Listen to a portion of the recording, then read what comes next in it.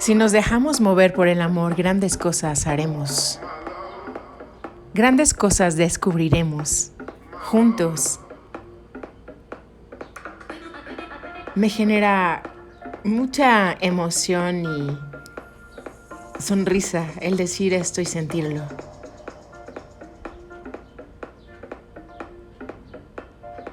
Alguien una vez me dijo que el secreto está en sentir, observar eso que siento.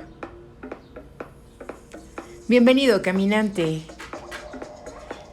a un nuevo capítulo del concepto Rosacruz del Cosmos. Fascinante e instructivo libro escrito en 1909 por Max Heindel. Hoy traemos el capítulo número 6, Esquema de la evolución, el principio.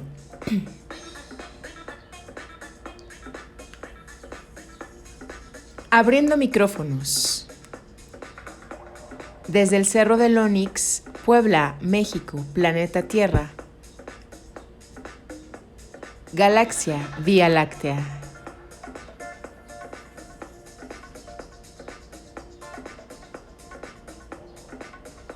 Y me quedé dubitativa en decir esto, pero hubo alguien que marcó el porqué de decir la ubicación de uno.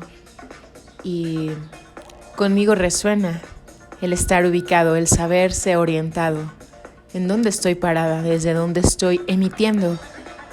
Entonces, es por eso que se dice el día, la fecha, la hora y el lugar en donde estoy.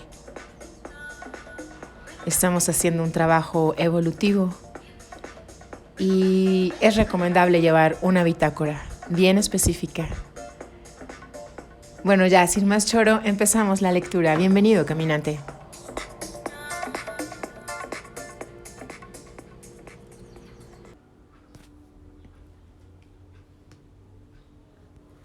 Esquema de la evolución, el principio.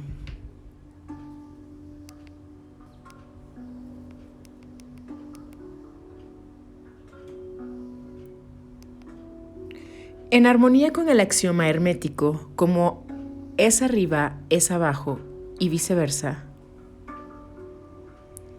los sistemas solares nacen, mueren y tornan a nacer nuevamente, siguiendo ciclos de actividad y reposo semejante al hombre. Hay constante flujo y reflujo de actividad en todos los dominios de la naturaleza, correspondientes a las alteraciones de día y noche, verano e invierno, vida y muerte.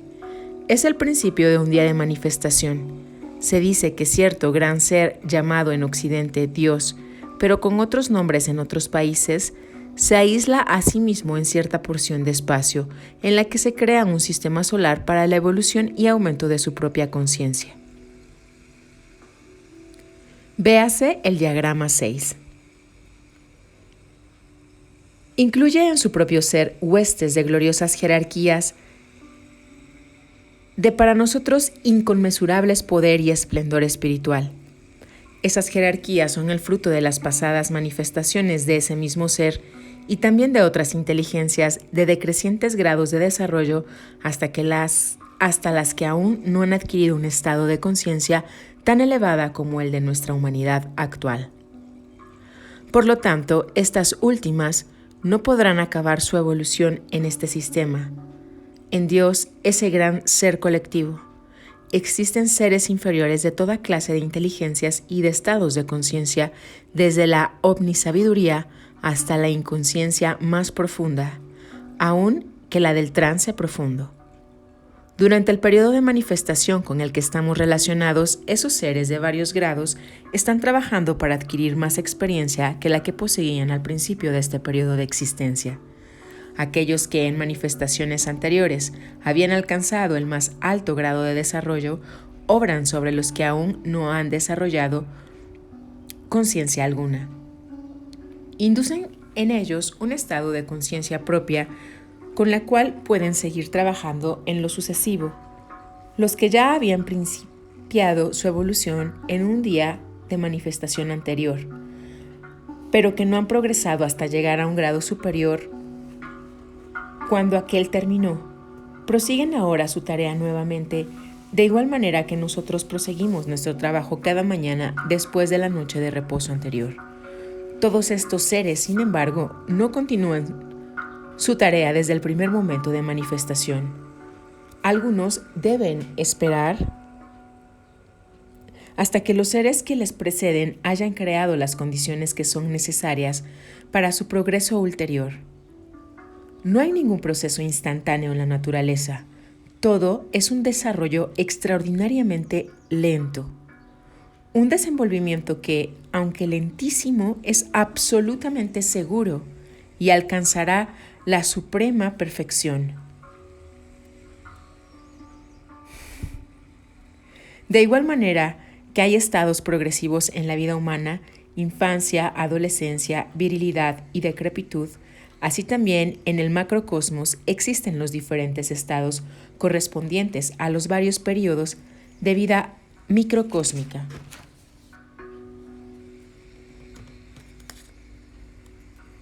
Un niño no puede hacerse cargo de los deberes del padre o de la madre.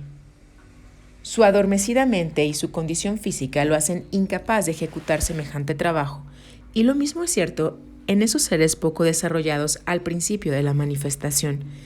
Tienen que esperar hasta que los más desarrollados hayan creado las condiciones necesarias para ello. Cuanto más inferior es el grado de inteligencia de un ser evolucionante, tanto más depende de la ayuda externa. En el principio, los seres más elevados, los que han progresado más, obran sobre los que tienen mayor grado de inconsciencia. Más adelante los guían hacia algunas entidades menos desarrolladas, las que pueden llevar ese trabajo un poco más adelante. Por último, se despierta la conciencia de sí, del yo. La vida evolucionante se ha convertido en humana. Desde el punto en que la propia conciencia individual del ego se manifiesta, debe seguir adelante para extender y expansionar su conciencia sin ayuda exterior alguna. La experiencia y el pensamiento tienen que tomar entonces el lugar de los instructores externos y la gloria, poder y esplendor que puede adquirir son ilimitados.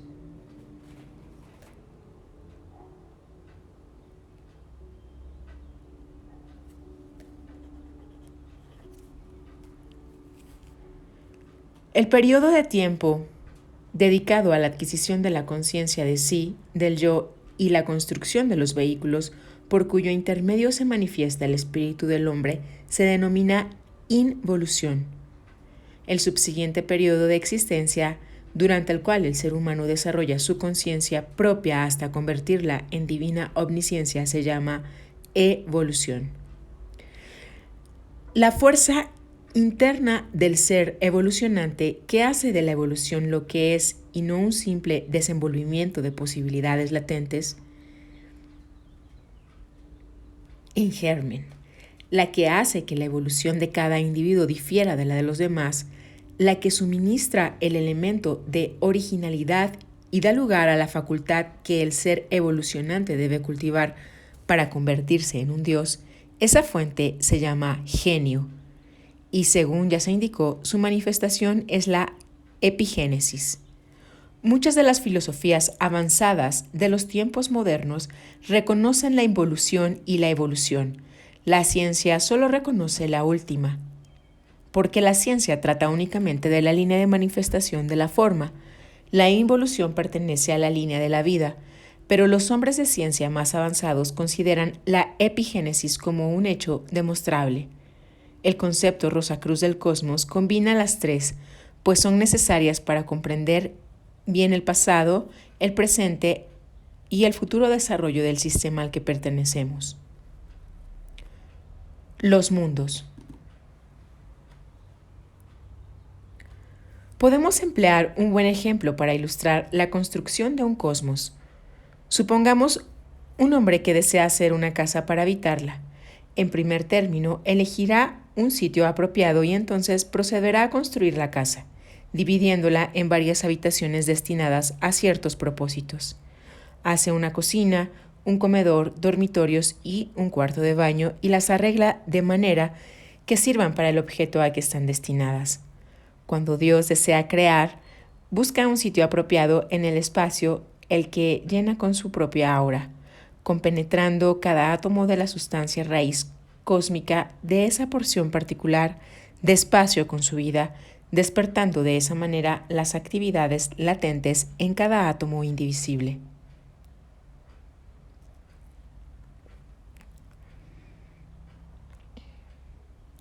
Esta sustancia raíz cósmica es una expresión del polo negativo del espíritu universal, mientras que el gran ser creador que llamamos Dios, de quien como espíritus formamos parte, es una expresión de la energía positiva del mundo espiritual absoluto. Cuando todo cuanto vemos en torno nuestro en el mundo físico es el resultado de la acción mutua de esos dos polos. Los océanos de la Tierra, todo cuanto vemos manifestándose como formas minerales, vegetales, animales y humanas son espacio cristalizado, emanados de esa sustancia espiritual negativa, que es lo que únicamente existía en la aurora del nuevo día de manifestación. Tan seguramente como la concha dura y silícea del caracol son los jugos solidificados de su blando cuerpo, así también todas las formas son cristalizaciones en torno al polo negativo del espíritu.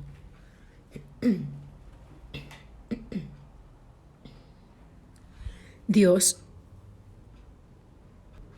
extrae de la sustancia raíz cósmica su esfera inmediata, y de esta manera la sustancia comprendida dentro del cosmos naciente se hace más densa que la que está en el espacio universal entre sistemas solares.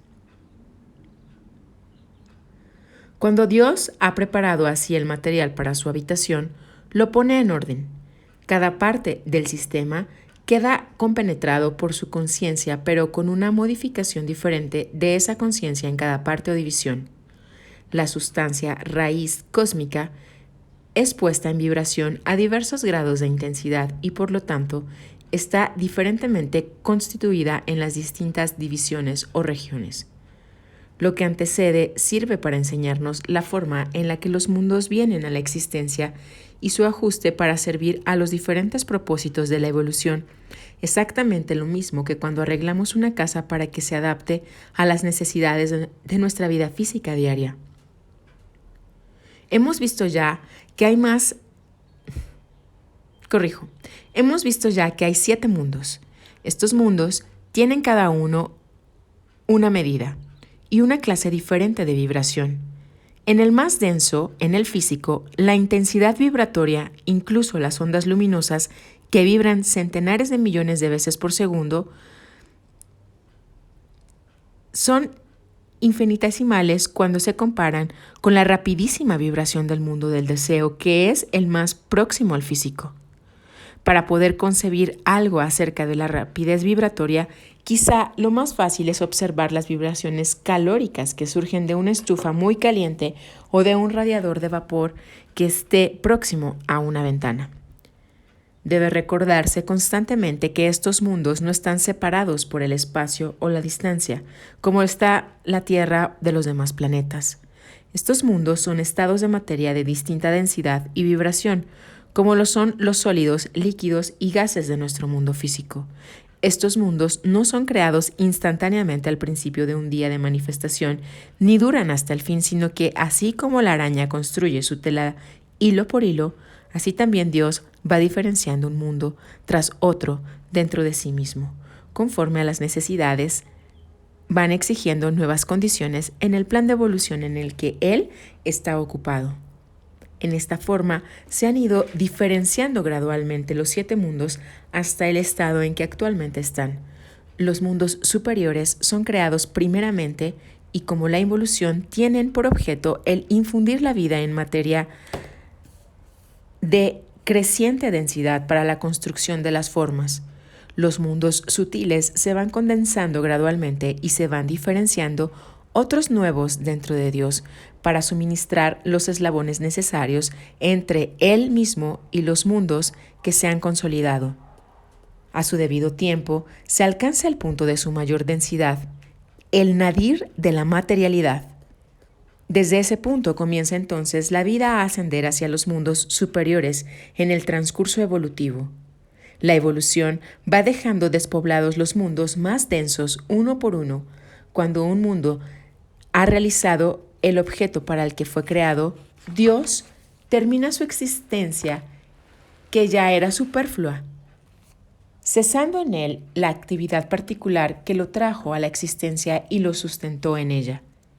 Los mundos superiores, más sutiles, finos y etéreos, son los que se crean primero y los últimos que se eliminan, mientras que los 3 mundos más densos en los que se efectúa nuestra actual fase de evolución son, comparativamente hablando, fenómenos fugaces, simples incidentes de la inmersión del espíritu en la materia.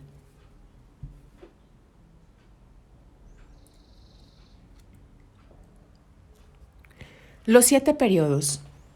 El esquema evolutivo se lleva a cabo a través de esos 5 mundos en 7 grandes periodos de manifestación, durante los cuales los espíritus virginales o vidas evolucionantes se convierten primero en hombres y después en dioses.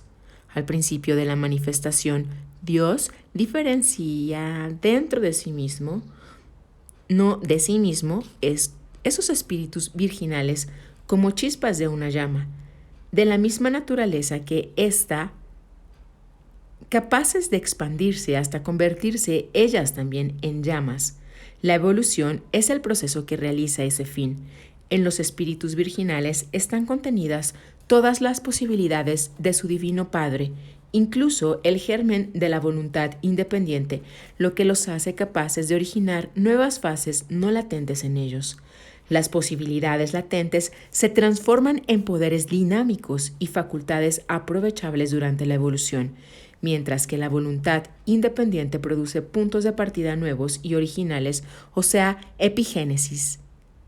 Antes del principio de su peregrinación a través de la materia, los espíritus virginales se encontraban en el mundo de los espíritus virginales, el próximo al más elevado de los 7 mundos.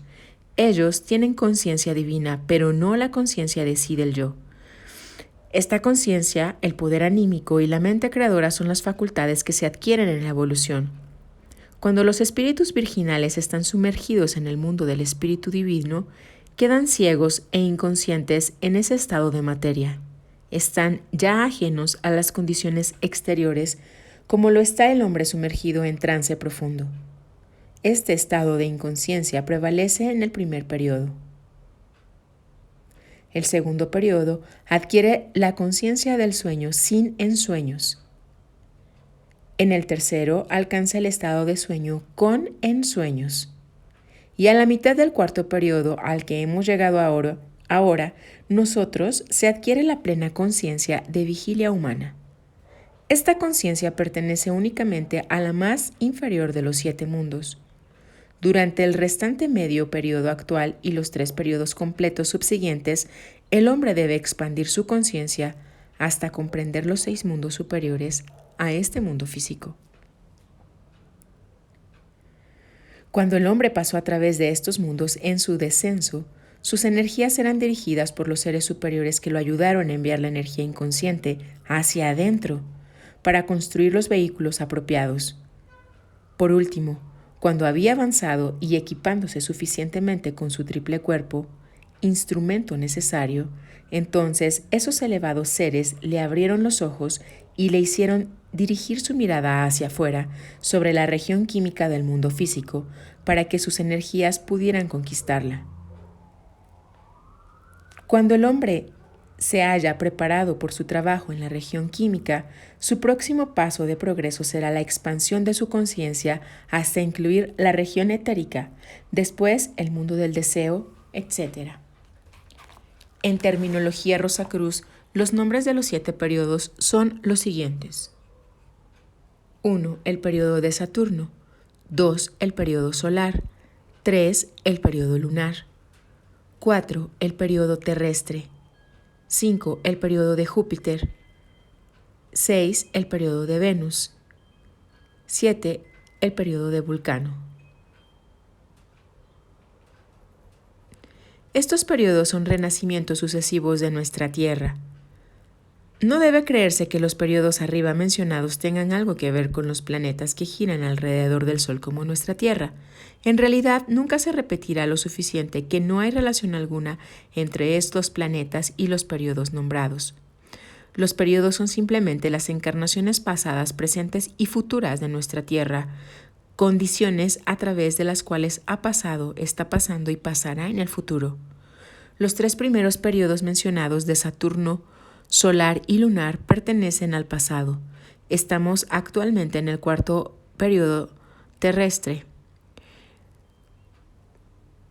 Cuando este periodo de nuestro globo se haya completado, y nosotros pasaremos a las condiciones de Júpiter, Venus y Vulcano antes de que el gran día septenario de manifestación concluya.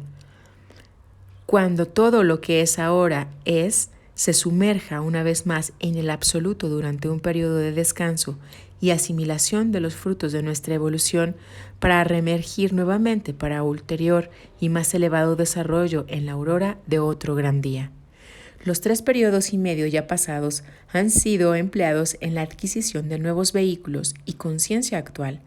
Los 3 periodos y medios restantes se dedicarán a perfeccionar esos vehículos y a expansionar nuestra conciencia hasta un punto equivalente a la omnisciencia.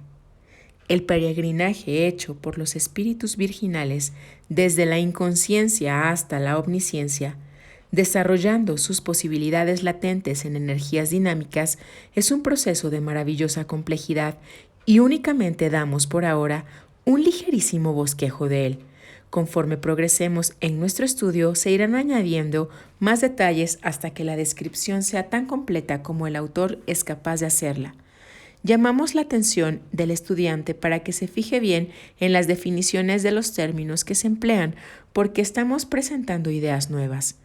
Rogámosle simplificar el asunto empleando únicamente nombres o palabras simples y familiares para designar las mismas ideas en toda la obra.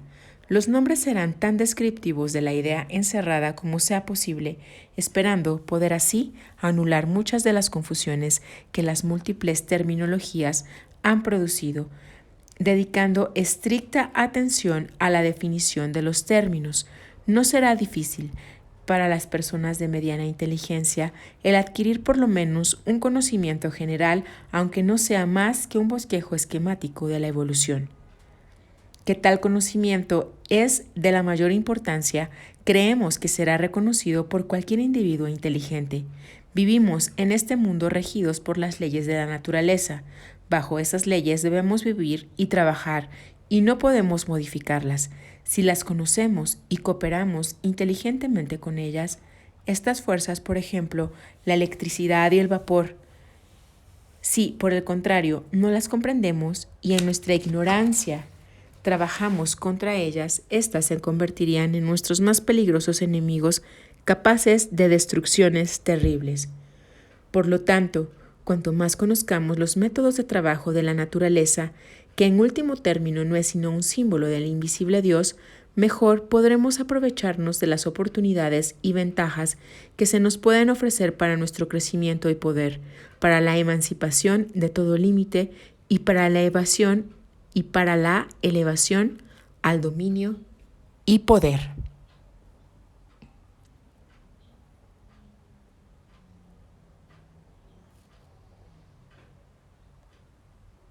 Esto fue una producción de Energía Fina. Gracias, caminante, por tu compañía.